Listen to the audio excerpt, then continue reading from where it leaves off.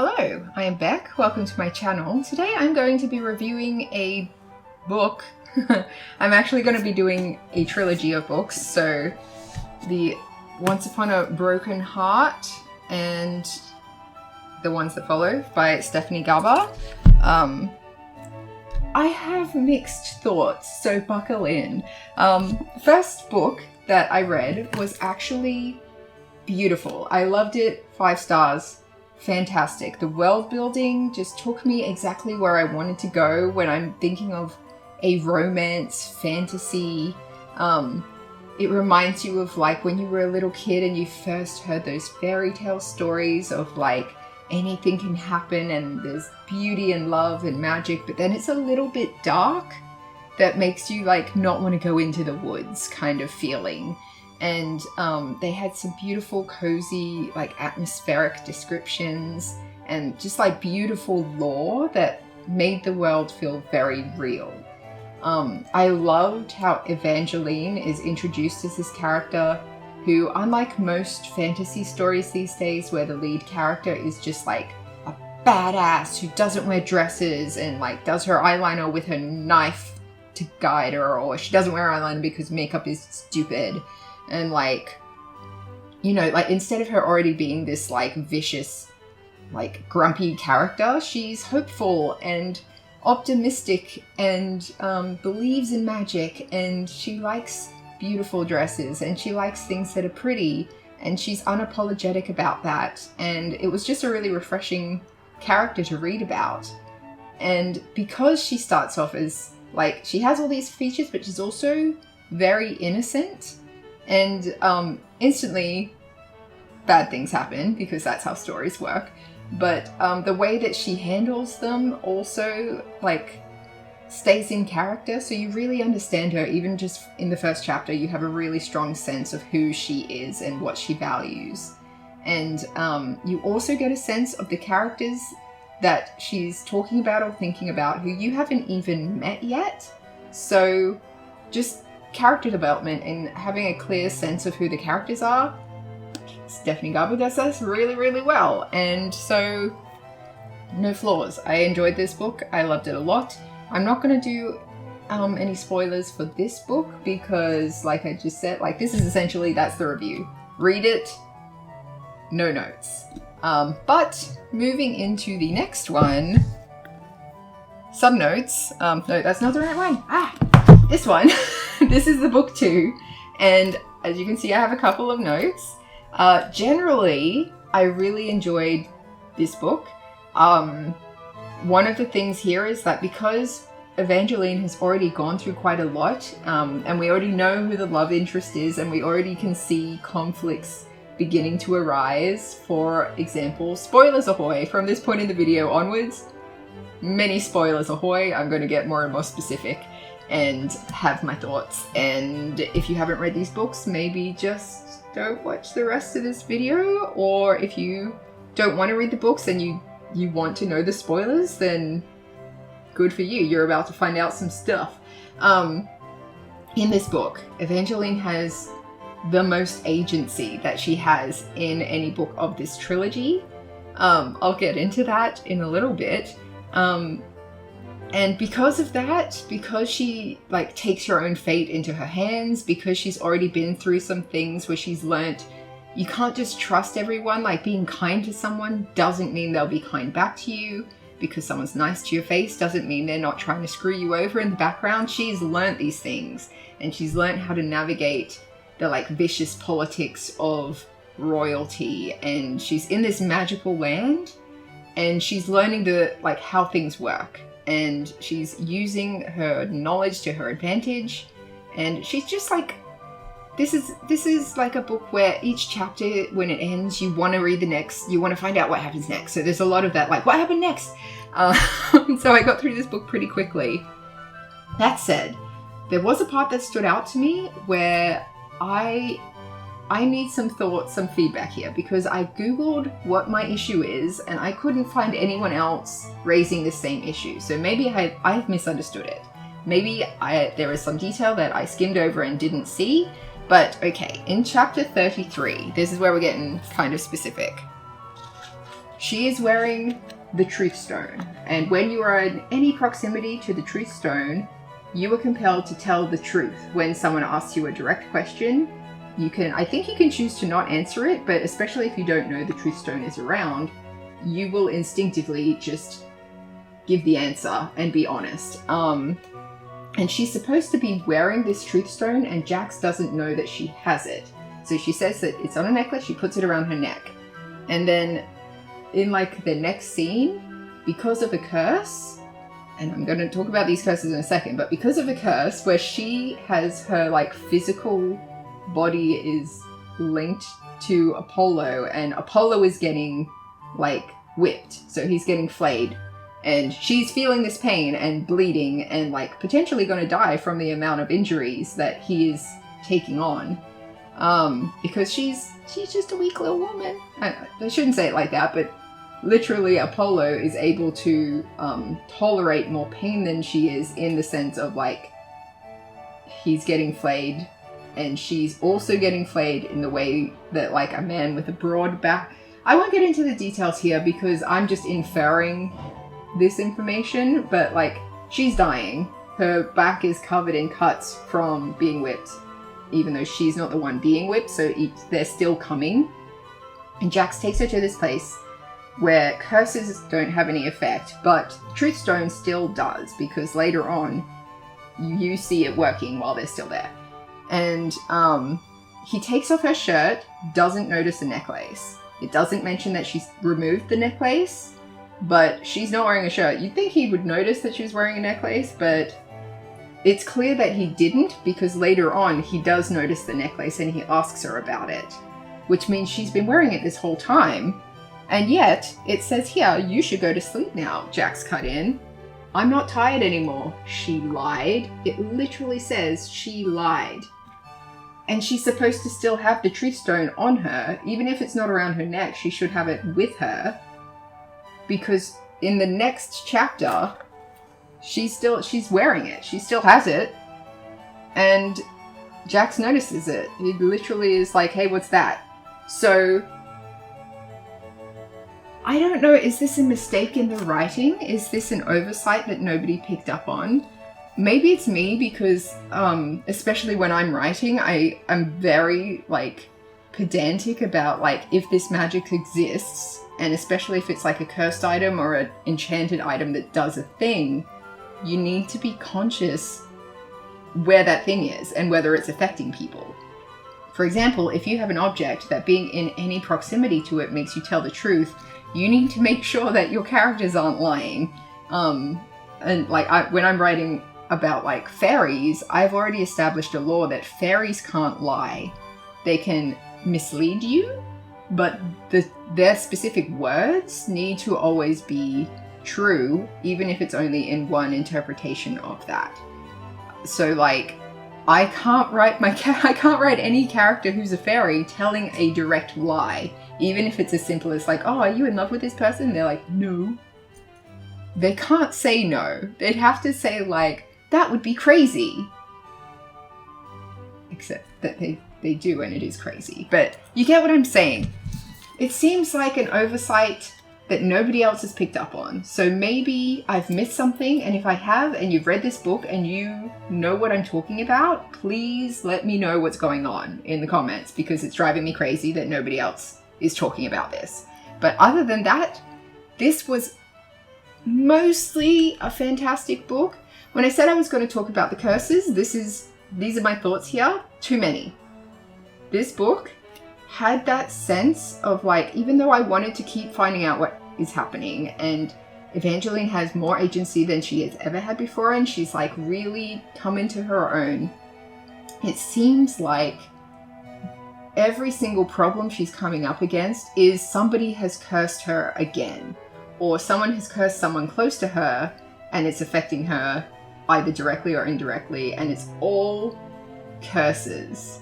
And I feel like there are a lot more problems you can have just from interpersonal issues that aren't a curse. So I do feel like the curses are overdone in this book, but that said, it is a very well-written book, and the characters are, again, you never really, like, you never have a moment where you meet a new character and you don't understand what they're about. Even if they're a character who, like, is being outwardly nice, but you get the sense that they have ulterior motives.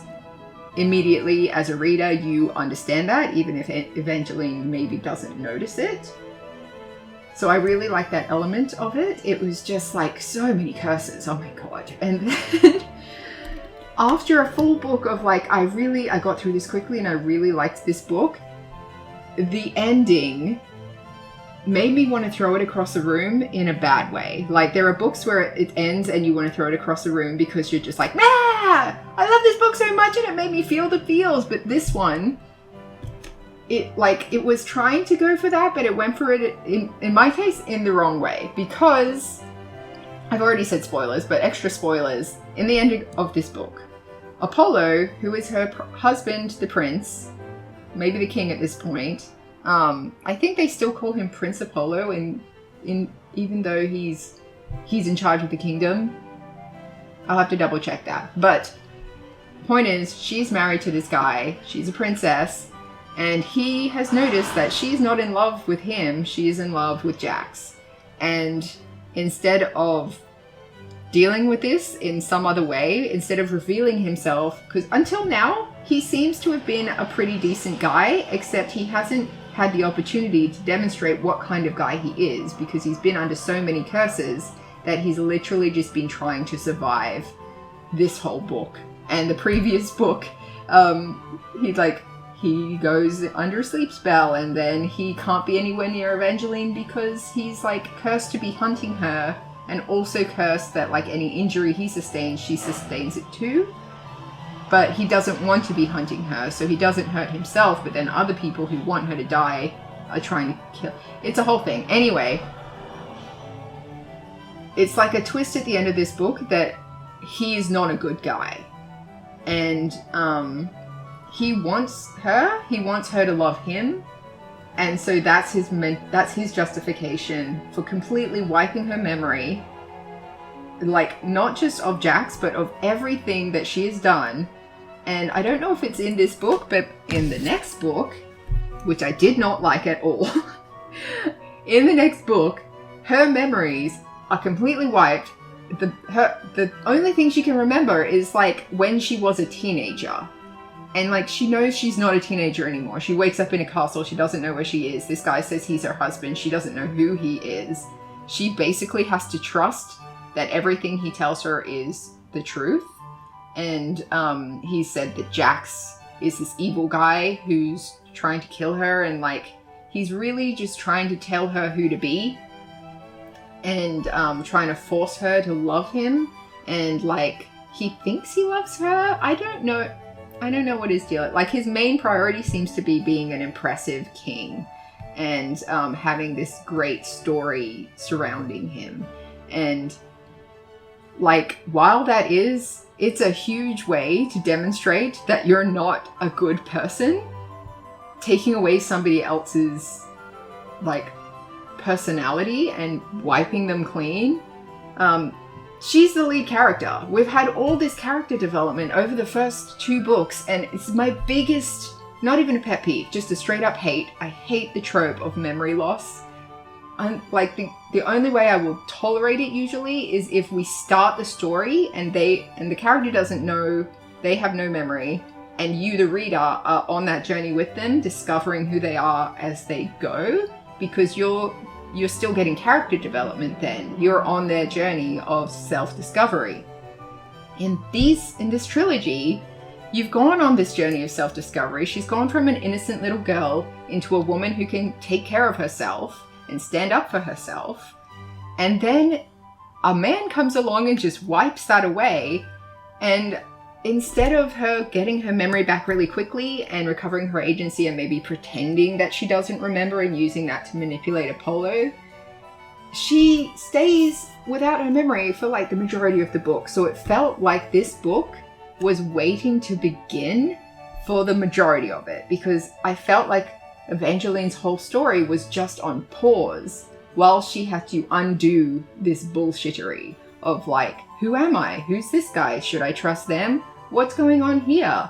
And then, like, we're seeing the story from other people's perspectives because you can't tell the whole story from Evangeline's perspective because she hasn't got much to say.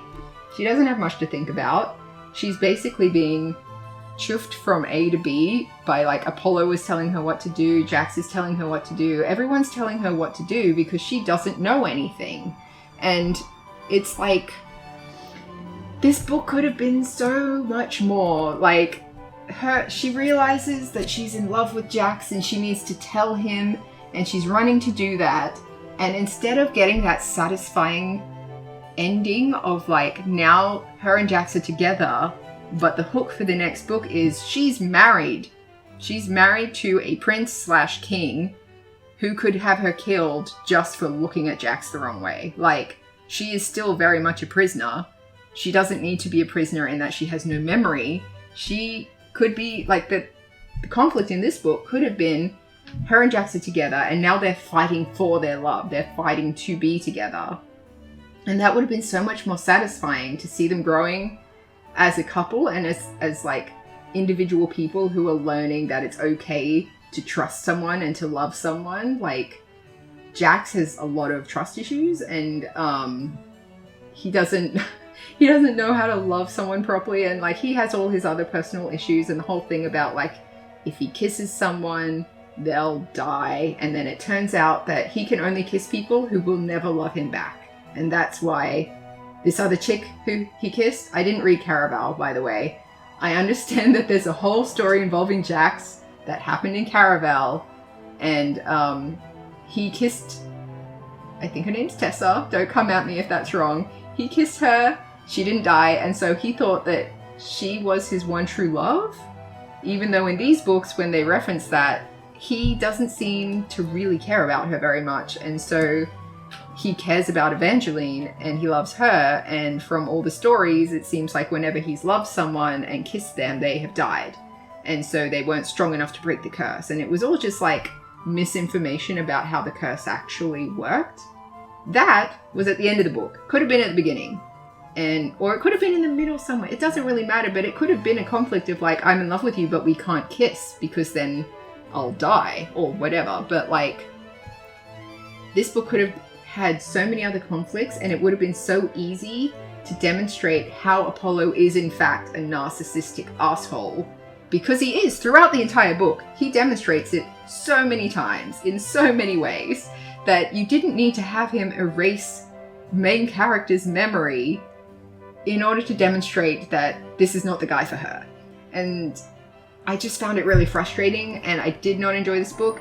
At a certain point where she still hadn't gotten her memory back and she was still just being, like, buffeted around by all of the other characters telling her what to do, it felt like homework, and I really wanted to finish it, so I did finish it, but it was almost a did not finish for me. So in terms of rating systems, book number 1, highly recommend. Definitely read this one, and depending on how it goes for you, I would also recommend reading this one, but just don't read the last chapter and then make up what you think should happen and then stop reading.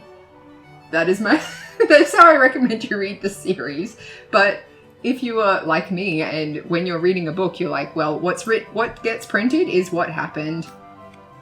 Read all of them. Let me know what you think. Do you like the memory loss trope? Because I understand it is a very popular thing. People do like to read stories where there is memory loss amongst the characters, and I don't understand it because it feels like such a step back and such a just like halt of the whole plot progression, because instead of progressing what they're doing, they're basically going back to step 1, and like it feels like a waste of time to me. It's kind of like that thing of if you watch a whole TV series like Lost and you invest all this time and energy and like emotional energy into a story, and you have all these theories and like, how's this happening? What's going on? And then it turns out to be a dream and none of it happened and it didn't matter. It just feels like a betrayal. It feels like a betrayal to the characters and the story itself. And like, the only way I can imagine someone enjoying it in this context would be that sense of like you know something she doesn't know. So you, as the reader, you are on the in of, like, you know all the secrets, and then she doesn't know these secrets, and so you like that she's in the dark? Is that? I don't know. If you enjoy it, let me know what you like about it, but I hate it. I hate it with a fiery passion. And that is my first book review for the multiple books of the Once Upon a Broken Heart series. So I am glad that I read all of them. I'm just very disappointed by the last one and the ending of the second one. The second one is like the best one until it's not. Anyway, thank you for bearing with me and listening to my book thoughts. Hopefully you also have thoughts. Let me know if you've read these books and how you feel about them. And especially with that, like, plot error with the Truth Stone. If you know what's going on, please, please, please, please let me know what's going on there if I've missed something. Okay, but that is all, and I will catch you next time. Thank you, goodbye.